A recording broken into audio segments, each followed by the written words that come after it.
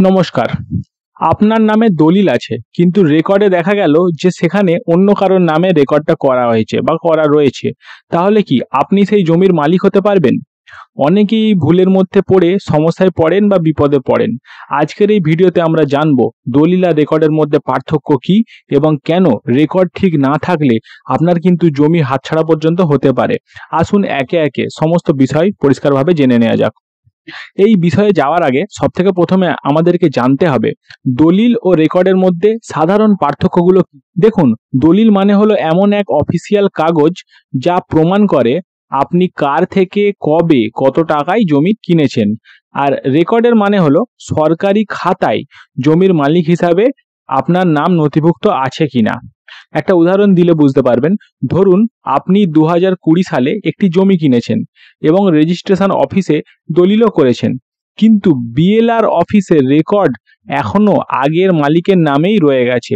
এই অবস্থায় যদি কখনো বিরোধ হয় তাহলে সরকার কাকে মালিক মানবে, যার নামে রেকর্ডটা রয়ে গেছে তাকে, নাকি যার নামে দলিল হয়েছে নতুন করে 2020 সালে তাকে? এই বিষয়টাই কিন্তু মূল সমস্যার বিষয়। এবার দেখা যাক যে ধরুন আপনার নামে রেকর্ড করা হয়নি বা আপনার রেকর্ডটা করা হয়নি, তাহলে আপনি কি কি সমস্যার মধ্যে পড়তে পারেন। অনেক সময় দেখা যায় জমি আপনার নামে রেজিস্ট্রি হলেও রেকর্ডে তা সংশোধন করা হয়নি। এর ফলে আপনি সরকারকে খাজনা দিতে পারবেন না এবং সরকারের দৃষ্টিতে আপনি কিন্তু জমির প্রকৃত মালিকই নন। ধরুন আপনি আনরেকর্ডেড একটা জমি কিনলেন যেটা আপনার দাদার নামে ছিল। দলিল আছে ঠিকই, কিন্তু রেকর্ড এখনো আপনার দাদার নামেই রয়ে গেছে। এই অবস্থায় তাদের উত্তরাধিকারীরা আদালতে গিয়ে দাবি করতে পারে যে এই জমিটা তাদের। তাই জমি কিনে রেকর্ড না করালে আপনার দলিল থেকেও কাগজ আপনার কিন্তু দলিল থেকে কোনো কাজ হবে না, সরকারিভাবে প্রমাণ করা কিন্তু মুশকিল হয়ে যাবে। সুতরাং বুঝতেই পারছেন রেকর্ডের গুরুত্বটা কতটা বেশি। এখন ধরুন আপনার ভুল হয়ে গেছে, ভুল তো হতেই পারে, তাহলে ভুল সংশোধনের কি উপায় রয়েছে? ভূমি অফিসের ভুল ও সংশোধনের যে সমস্ত উপায়গুলো আছে তার মধ্যে ধরুন অনেক সময় ভূমি অফিসের অসতর্কতার কারণে রেকর্ড ভুল হয়ে যায়। ধরুন আপনার 35 শতক জমির দলিল আছে কিন্তু রেকর্ডে মাত্র 28 শতক দেখানো হয়েছে, বাকি 7 শতক এখনো আগের মালিকের নামেই রয়ে গেছে। এতে দুই পক্ষের মধ্যে বিরোধ তৈরি হয়, এমনকি আদালত পর্যন্ত যেতে হয়। অনেকেই রেজিস্ট্রেশন অফিস থেকে দলিলে সার্টিফাইড কপি সংগ্রহ না করেই চুপচাপ বসে থাকেন।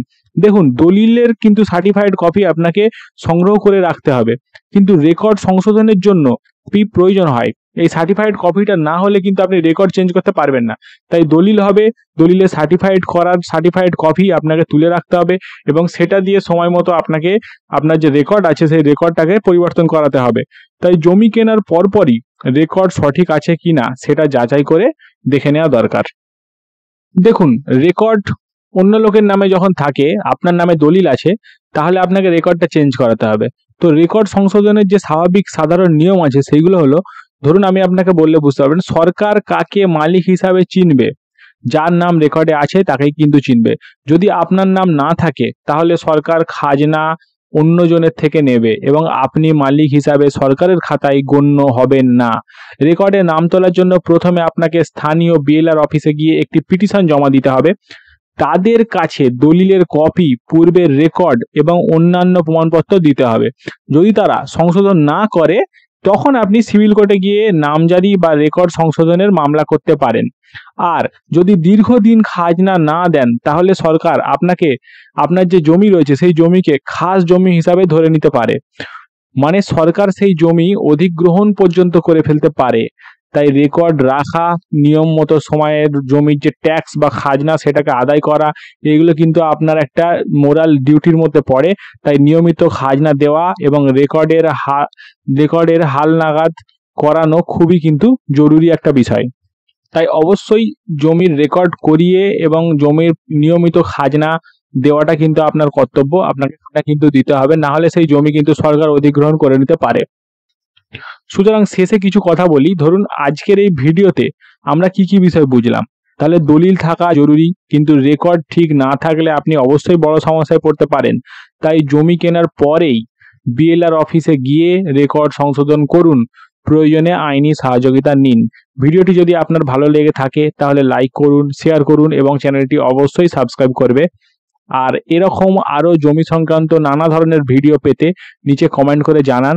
আপনি পরবর্তী ভিডিওর উত্তরে আমি কিন্তু আপনাদের সমস্যার সমাধান দিয়ে দেবো। জমির রেজিস্ট্রেশন সংক্রান্ত ভিডিও দেখতে অথবা জমির নামজারির যে সমস্ত প্রক্রিয়াগুলোর বিষয়ে জানতে আমার চ্যানেলটিকে ফলো করুন। ভিডিওটি শেষ পর্যন্ত দেখার জন্য আরও একবার সকলকে অসংখ্য ধন্যবাদ।